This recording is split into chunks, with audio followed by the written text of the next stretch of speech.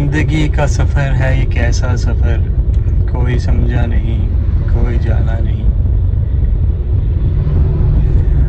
बिल्कुल इसी तरह हर एक बंदे के साथ होता है कि हम अपनी ज़िंदगी के इस सफ़र पे रवां दवां रहते हैं, लेकिन हमें कभी नहीं पता चल सकता कि हमारी मंजिल क्या है, हम किन रास्तों पे आगे बढ़ रहे हैं।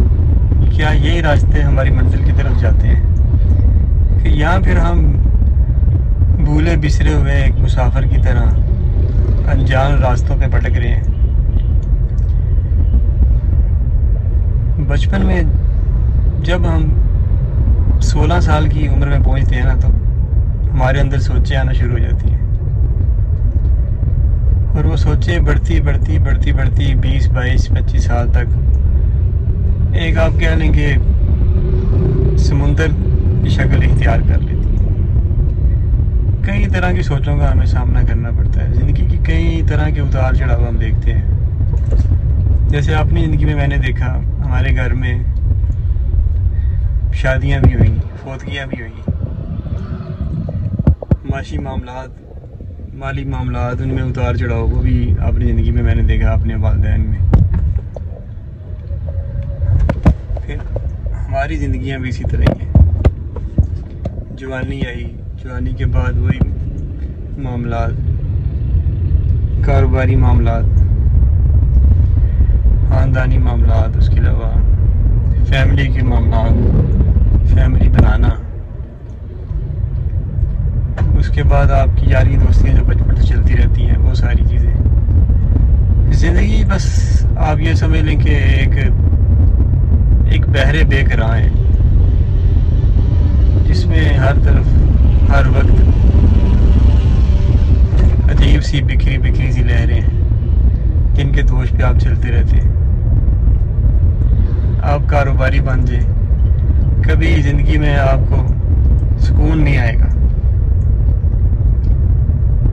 आप एक दीनी शख्सियत बन जाए तो दीन के कई ठेकेदार जो है आपके पीछे पड़ जाएंगे, तो आपके रकीब बन जाएंगे। आपको कई महाजों पे लड़ना पड़ेगा। आप सियासत में आ जाएं, आपको कई तरह के अजीबोगरीब माशरती रवैयों का सामना करना पड़ेगा जो कभी आपने सोचा भी ना था कि यार इस तरह भी मेरे साथ होगा। किसी के सपोर्ट कर रहे हैं तो दूसरी साइड पे कोई बंदा नाराज है, लेकिन दूसरी साइड पे सपोर्ट कर रहे हैं तो पहला बंदा नाराज है। फैमिली के मामलात भी इसी तरह हैं आपके। मतलब इंसान की पूरी ज़िंदगी जो है ये क्या चीज़ है, एक ऐसी पोसीदा सी पुरानी किताब होती है, जैसे आप कह लेंगे जिसके एक पन्ना आप उसका उल्टते हैं, एक वर्क उसका आगे करते हैं तो आधा वर्क पीछे चढ़ जाता है उसका। जैसे आपको 100 साल पुरानी किताबें अगर मिलेंगी कबाड़ से तो वो देखें, जब हम उनका पेज तब्दील करते हैं तो काफ़ी पेज जड़ने लग पड़ते हैं। तो इसी तरह ही इंसानी ज़िंदगी भी है। हर एक हमारी ज़िंदगी का जो पहलू है ये एक चैप्टर है, इसके औराक हैं। हम जब इनको चेंज करते हैं तो यकीन करें कि हमारी अपनी ज़ात के कुछ हिस्से चढ़ जाते हैं। हम सारी ज़िंदगी इस कोशिश में रहते हैं कि इस किताब के वर्कों को ना औराक को जड़ने ला दें। जो सफ़े हमने पढ़ लिए हैं उसी तरह आराम से तरीके से उन्हें आगे कर दें और अगला नया सफ़ा आ जाए। लेकिन ये भी एक तल्ख हकीकत है कि पढ़ते पढ़ते हम औराक को इसके अंदर पोसीदा कर देते हैं कि जब नया सफ़ा पढ़ने की ज़रूरत पड़ती है तो पुराना सफ़ा जो है वो रेत की दीवार की तरह टूट के बिखरने लगता है। और वो सफ़ा क्या होता है, वो हमारी ज़ात का ही एक पहलू होता है। साला साल इसी तरह ही बस हमारे गुजरते चले जाते हैं।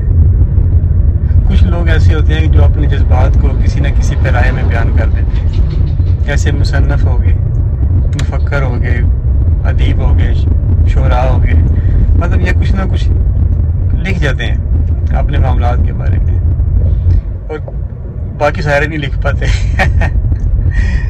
क्योंकि इन चीज़ों का सामना तो सबको है। कोई बंदा अगर ये कहे कि वो इन चीज़ों से मुबरा है, पाक है, तो ऐसा मुमकिन ही नहीं।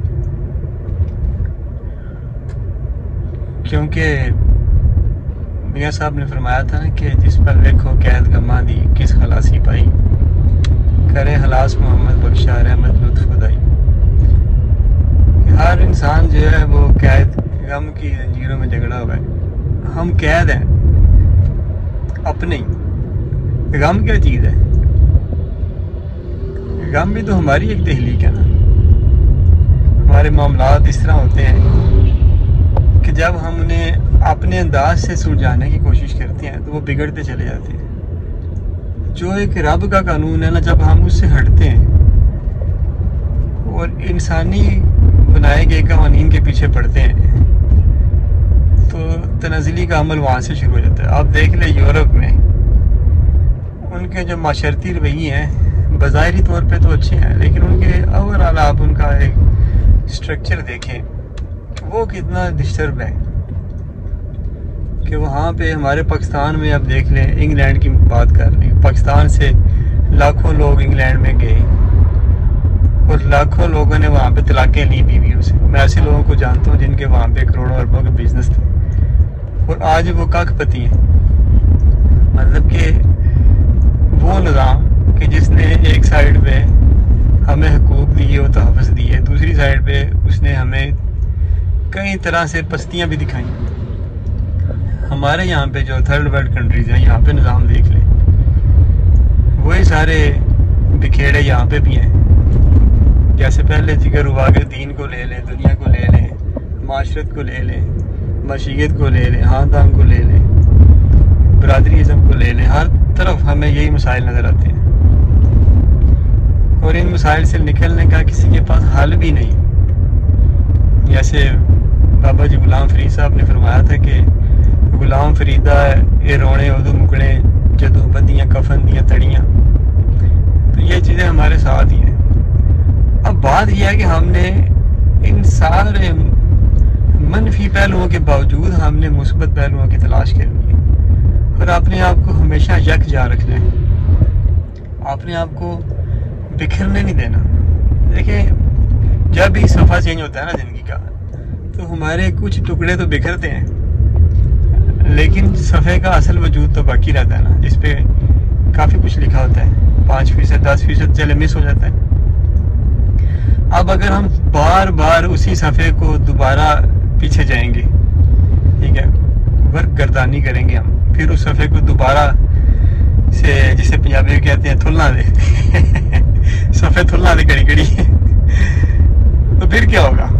हर बार 5%, 10% हम जड़ते चले जाएंगे, बिखरते चले जाएंगे और फिर एक वक्त आएगा कि हम ज़रा ज़रा होके, पाँच होके बिखर जाएंगे। तो इसलिए ये जो ज़िंदगी की किताब है, ये किताब भी क्या किताब है। तो ये जो किताब है ज़िंदगी की, इसे बस पढ़ते जाएं और हर एक सफ़े को एक ही बार पढ़ें। दूसरी बार अगर आप उसे तुलने की कोशिश करेंगे तो आप लुच तुलने की कोशिश करेंगे वो सफ़ा मज़ीद फट जाएगा। 5%, 10%, 20%, 30%। हालांकि एक वक्त आएगा कि उस सफ़े का जो है ना वो फिर बीच में से पत्ता ही काट जाएगा। और जब ज़िंदगी की किताब में से एक वर्का ख़त्म हो जाता है ना, तो फिर ज़िंदगी की सारी किताब बेमाना से होकर रह जाती है। क्योंकि आपको और पढ़ने वाले को पता ही नहीं चलता है कि वो एपिसोड क्या था कि जिसका अब सफाई ही नहीं मौजूद। तो इसलिए ज़िंदगी हमेशा आगे बढ़ने का नाम है। ज़िंदगी सब्र, तहम्मुल, बर्दाश्त और बुर्दबारी का दूसरा नाम है। ज़िंदगी मुस्बत रहने का दूसरा नाम है। ज़िंदगी देख लें एक सवार की तरह है कि जो कि गिर के फिर उठता है और फिर इस अज़म के साथ सवारी करता है कि अब इस बार गिरने में उसने ये सीखा, और जब अगली बार गिरता है तो उसके लिए नया सबक होता है। फिर वो नए अज़म के साथ सवारी शुरू करता है, लेकिन कभी हार नहीं मानता। अब मैं अपनी ज़िंदगी में घोड़े पे बैठा हूँ तो मेरे अंदाजे के मुताबिक मैं कुछ नहीं ना तो 50 बार घोड़े से गिरा हूँगा हो सकता है 50 में आधे बता रहा हूँ। और जो भी बंदा मुझे कहता है ना कदे घोड़े से डिगे हो, अच्छा मैं उन्हें कहता हूँ हाँ यार वो 100 बार गिरा, वो हंसते हैं, वो कहते हैं उसी तो कदे डिगे ही नहीं। अरे मैं फिर मुस्कुरा देता हूँ ना, वो इसलिए कि इसके पीछे भी एक फिलॉसफी है। अब देखिए मैं ये ड्राइविंग करता हूँ, मुझे ड्राइविंग करते करते ना कार ड्राइव करते हुए मेरे हिसाब से कोई 25 साल के लगभग हो गए, और आप यकीन करें कि मेरा आज तक एक्सीडेंट नहीं हुआ। अच्छा, लेकिन मैं अपने आप को ड्राइवर नहीं मानता। अब जब भी कोई सीनियर ड्राइवर मेरे साथ बैठता है ना, तो मैं उसे कहता हूँ यार ये गाड़ी आप चलाएं। वो कहता है क्यों? मैं उसे कहता हूँ यार मुझे गाड़ी नहीं चलानी आती। वो क्यों? मुझे पता है कि मुझे गाड़ी चलाने का शौक ही नहीं है, मतलब कोई ज़ौक ही नहीं, शौक ही नहीं, गाड़ियों का कोई ज़ौक शौक नहीं। आप यकीन करें कि जो ये मैं गाड़ी चला रहा हूँ ना, ये